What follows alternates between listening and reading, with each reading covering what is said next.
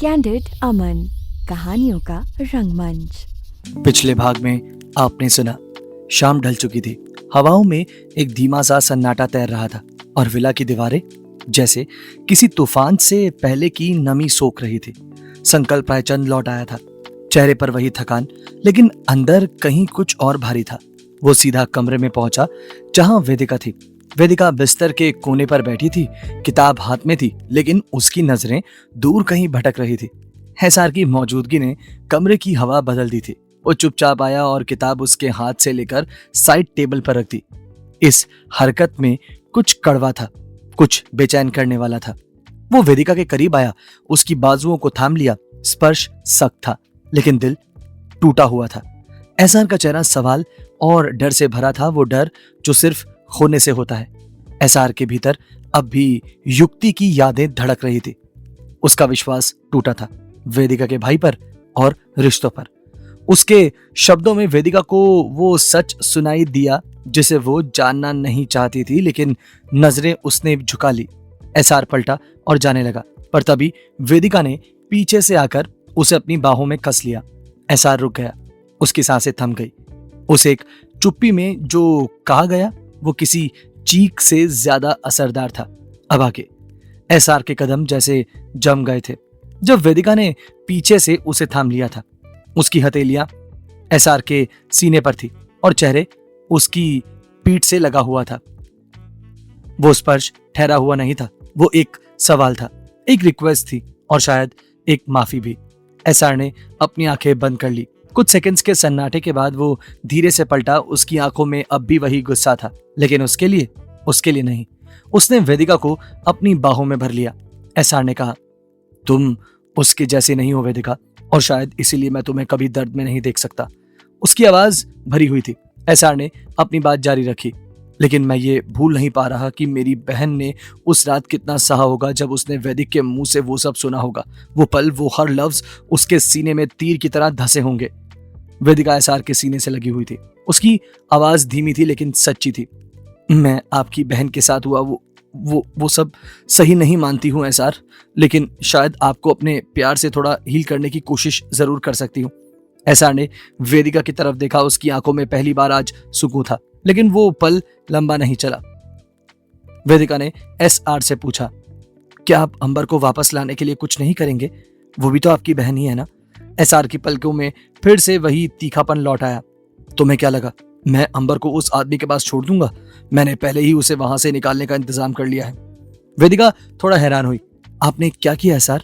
SR के होंठों पर हल्की लेकिन चालाकी भरी मुस्कान आ गई। इस बार आई अपग्रेडेड माय गेम गन। मैंने अंबर के लिए खास दोस्त को बुलाया है, जो ना सिर्फ उसके साथ है बल्कि उसे वहां से निकालने का भी रास्ता बनाएगा। एसआर का स्वर अबसर था, लेकिन उसमें तीखापन था। अभिमान को पता भी नहीं चलेगा कब अंबर उसकी नाक के नीचे से गायब हो जाएगी। वेदिका अब उसके चेहरे को गौर से देख रही थी। अगर अंबर यहां आ गई तो सबसे पहले अभिमान उसे ढूंढेगा। एसआर मुस्कुराया, नहीं वेदिका, उसका भी इंतजाम मैंने कर लिया है। अंबर यहां नहीं आएगी, उसे मैं यहां से दूर भेज दूंगा। वेदिका ने एसआर को और कसकर अपनी बाहों में भींच लिया। एसआर, आप जो कर रहे हो वो एकदम सही है। अंबर को इस बदले की कहानी का हिस्सा नहीं बनना चाहिए। उसका तो इस सबसे कोई लेना देना भी नहीं है। एसआर के जबड़े की मांसपेशियां तन गई। उसके अंदर की आग फिर से लपकी। बस अब इंतजार है उस शौर्यगिल के बिल से बाहर निकलने का, और शायद उसे बाहर लाने के लिए मुझे उसकी लाडली बहन को थोड़ी तकलीफ देनी पड़ेगी। उसका लहजा अबसर था। अब उसने वो पुराना एसआर अपने अंदर वापस से जागृत कर लिया था। वो प्यार करता था तो पूरी इंटेंसिटी से, और जब बदला लेता था तो पूरी आग के साथ। कमरे में अब हल्की रोशनी बची थी।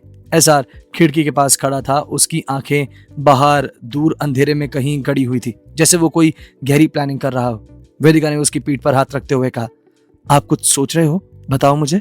एसआर ने धीरे से उससे कहा, आवाज में हल्की थकान और ढेर सारा कैलकुलेशन घुला हुआ था।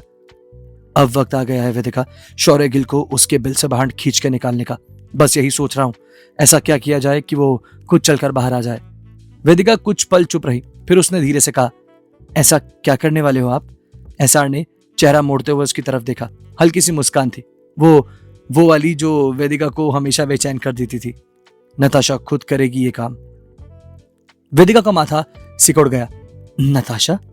एसआर ने एक टाइट स्माइल के साथ कहा। वो खुद ये बात नहीं जानती, लेकिन अब वो इस सब का जरिया बनेगी। वेदिका को एसआर की बातें किसी पजल की तरह लग रही थी, एक एक शब्द जैसे उसे किसी रहस्यमयी सुरंग में खींच रहा हो। वेदिका ने एसआर से साफ साफ पूछा, एसआर आप नताशा के पास जा रहे हो? वेदिका की आवाज अब धीमी लेकिन स्पष्ट थी। एसआर ने हाँ में सिर हिलाया। वेदिका ने फौरन कहा, तो मैं भी चलूंगी आपके साथ। एसआर एकदम पलटा, चेहरा सख्त हो गया। नहीं वेदिका, ये तुम्हारे लिए ठीक नहीं है। आज मुझे उस शौर्य का चैप्टर खत्म करना ही है। वेदिका ने 2 कदम आगे बढ़ाते हुए कहा, तो फिर ये आपके लिए भी नहीं होगा, लेकिन फिर भी आप कर रहे हो ना? तो अगर आपको अपनी बहन के लिए लड़ने का हक है तो मुझे आपके लिए डरने और साथ चलने का हक है। एसआर उसे देखता रहा लेकिन कुछ नहीं कह पाया। फिर चुपचाप उसकी हथेली थामी और बाहर की ओर बढ़ गया। दोनों वहां से निकल चुके थे और जल्दी ही एसआर की गाड़ी विला की पार्किंग में आकर रुकी। वेदिका साथ ही में थी और एसआर का चेहरा तनाव से भरा हुआ था। एसआर ने कार से उतरते हुए अपने आदमी को इशारा किया, नताशा का फोन लाओ और उसे यहाँ इस लोकेशन पर लाकर ऑन कर दो। आदमी ने सिर हिलाया और तुरंत कहा, ओके सर। एसआर ने दूसरा कमांड दिया, विला की सिक्योरिटी डबल कर दो और खासकर बैक एंट्री की। वेदिका की धड़कनें अब और तेज हो गई थी। उसने उसका हाथ पकड़ते हुए कहा, मैं एसआर प्लीज बताओ आप क्या करने जा रहे हो? एसआर की आंखों में अब सीधी सीधी कैलकुलेशन थी, उनके पीछे कोई डर नहीं था। एसआर ने कहा, अब जो होगा उसके बाद शौर्य बाहर आएगा और उसका गुस्सा बेहिसाब होगा, बस उसे ही संभालने के लिए सिक्योरिटी बढ़ानी पड़ेगी। वेदिका ने एसआर से गुस्से में कहा, तो आप उसे सामने लाने के लिए खुद को आग लगा रहे हो? एसआर ने सीधा कहा, हाँ, क्योंकि जब तक आग नहीं लगेगी सांप अपने बिल से बाहर नहीं आएगा। वेदिका की उंगलियां एसआर के हाथ पर कस गई। वो कांप रही थी, लेकिन एसआर वो अब भी स्थिर था। इधर अभिमान के घर में अभिमन्यु के कमरे में हल्की पीली लाइट जल रही थी। टेबल पर दवाइयों की कुछ स्ट्रिप्स, एक मग और अपने ओपन नोटबुक रखी हुई थी उसने, जिसमें अधूरी लाइनें लिखी थी, जैसे कोई बात जो अब भी कहीं नहीं गई हो। अभिमन्यु बिस्तर पर बैठा था जब दरवाजे पर धीमा सा नॉक हुआ। उसने डोर की तरफ देखा। दरवाजे पर अभिमान खड़ा था, आंखों में वही सख्त और थका हुआ सा भाव। अभिमन्यु ने हल्की सी मुस्कान के साथ कहा, भाई मैं आपका इंतजार कर रहा था। अभिमान बिना कुछ बोले कमरे में आ गया। उसने धीरे से आकर बिस्तर के किनारे पर बैठते हुए अभिमन्यु के सिर पर हाथ फेरा। एक आदत जो शायद बचपन से चली आ रही है। अभिमान ने पूछा, क्या बात है जो इतनी जरूरी करनी है तुझे, जिसके लिए तू मेरा इंतजार कर रहा था? अभिमान अब तक अभिमन्यु के नजदीक आकर बैठ चुका था। अभिमन्यु ने गहरी सांस ली और कहा, भाई ये बात अंबर भाभी और आपके बारे में है। अभिमान का चेहरा तुरंत सख्त हो गया। अभी इस बारे में मुझे कुछ नहीं सुनना, वो सीधा बोल पड़ा। अभिमन्यु ने भी ये बात पर अड़ते हुए कहा, लेकिन आपको सुनना पड़ेगा भाई। अभिमन्यु की आवाज में पहली बार वो जिद थी जो अक्सर अभिमान के लहजे में होती थी। उसने कहा, क्योंकि वो जो सजा अंबर भाभी भुगत रही हैं वो मेरी वजह से है। अभिमान ने एक पल को आंखें बंद कर ली और फिर बोला, ठीक है, जो कहना है कहो। अभिमन्यु कुछ सेकंड्स के लिए चुप रहा, फिर सीधे अभिमान की आंखों में देखते हुए कहता है, आप प्लीज एसआर को माफ कर दो भाई। बस इतना सुनते ही अभिमान अचानक से अपनी जगह से उठ खड़ा हुआ। उसके चेहरे पर गुस्से की लहर दौड़ गई। तुम्हें हो क्या गया अभिमन्यु? उसकी आवाज ऊंची नहीं थी लेकिन कांपती हुई थी। तुम जानते हो उसने क्या किया है? वो तुम ही थे जिसका खून बहा था। अभिमन्यु ने धीमे लेकिन मजबूती से कहा, हाँ, लेकिन अब मैंने उसे माफ कर दिया है। अभिमान ने गुस्से में कहा, तो तुम कर दो माफ, लेकिन मैं नहीं कर सकता उसको माफ। अभिमान ने हाथ झटकने की कोशिश की, लेकिन अभिमन्यु ने उसका हाथ थामे रखा। अभिमन्यु ने कहा, एक बार मेरी बात तो सुन लो भाई प्लीज। अभिमान ने उसकी ओर देखा। आंखों में उबाल था, लेकिन वो अब कुछ पल थम गया था। अभिमन्यु ने अपने भाई से शांत लहजे में कहा, एसआर ने जो भी किया वो मेरे साथ किया। मेरी बॉडी पर जख्म थे, मेरी सांसें रुकी हुई थी और अब मेरे वो जख्म भर चुके हैं और मैं भी नहीं चाहता कि उसके निशान आपके रिश्ते पर रह जाएं। जब सब कुछ मैंने ही सहा है तो फिर तो आप किस बात की सजा दे रहे हैं उनको और भाभी को भी? उन्हें क्यों उस घर से, उनके भाई से दूर रखा जा रहा है यार? अभिमान चुप खड़ा रहा। अभिमन्यु ने कहा, भाई प्लीज। अभिमन्यु की आवाज अब कांप रही थी। एसआर को अगर माफ कर सकते हो तो प्लीज कर दो। अभिमान का लहजा फिर सख्त हो गया। मैं नहीं कर सकता, क्योंकि मैं तुम नहीं हूं। मैं वो सब नहीं भूल सकता जो उसने हमारे साथ किया है। अभिमन्यु ने झट से कहा, तो मत भूलो, लेकिन कम से कम अंबर भाभी को तो इस सब का सारा इल्जाम देना बंद कर दो ना। अभिमान ने उसकी तरफ देखा। इस बार आंखें थोड़ी नरम थी उसकी। ये सब तुम खुद से कह रहे हो या फिर? वो रुका, फिर धीमे से पूछा, ये सब सिफारिश करने के लिए तुम्हें अंबर ने भेजा है क्या? अभिमन्यु ने सीधे उसकी आंखों में देखा। भाभी को इस बारे में कुछ भी नहीं पता। ये सब मैं मेरी मर्जी से कर रहा हूँ, क्योंकि अब मुझसे ये सब देखा नहीं जाता भाई। ना आपकी नाराजगी और ना उनकी चुप्पी। अभिमान कुछ पल के लिए चुप रहा, जैसे उसके अंदर कुछ तकरार चल रही हो, गुस्से और किसी छिपी पीड़ा की तरह। अभिमन्यु धीरे से बोला, प्लीज अब इस घर में जो भी गलत हो रहा है, इसका इल्जाम किसी ऐसे इंसान पर मत डालिए जो हर वक्त सिर्फ आपको समझने की कोशिश कर रहा है। कमरे में सन्नाटा था और अभिमान वहां से उठकर आहिस्ता से जा चुका था। रात गहराने लगी थी। विला की दीवारों पर लंबी परछाइयां खिंच चुकी थी। हर दरवाजे के पीछे कोई ना कोई अधूरी बात, कोई रुकी हुई सांस और कोई अनसुलझा रिश्ता छिपा हुआ था। अभिमान धीमे कदमों से अंबर के एक कमरे की तरफ आया। उसका चेहरा सख्त था, चाल स्टेडी थी, लेकिन उसकी आंखों में कुछ अजीब था, कुछ ऐसा जो वो खुद से भी छिपाने की कोशिश कर रहा था। वो कमरे के दरवाजे के पास रुक गया।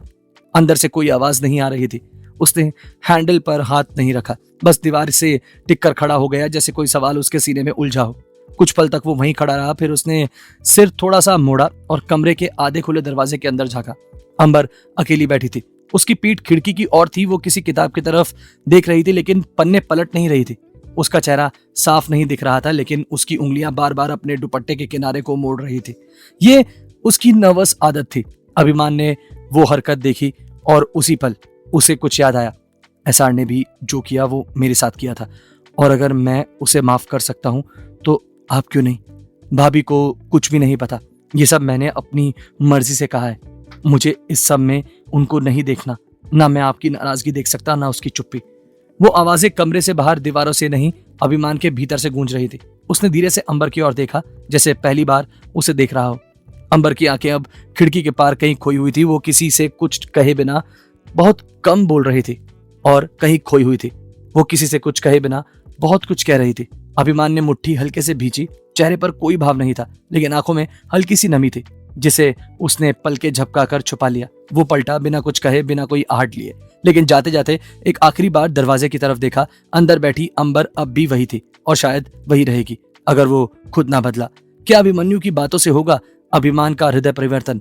क्या करने वाला है एसआर शौर्यगिल को बाहर लाने के लिए? क्या होगा जब शौर्यगिल होगा एसआर के सामने? जानेंगे कहानी के आगे के सफर में।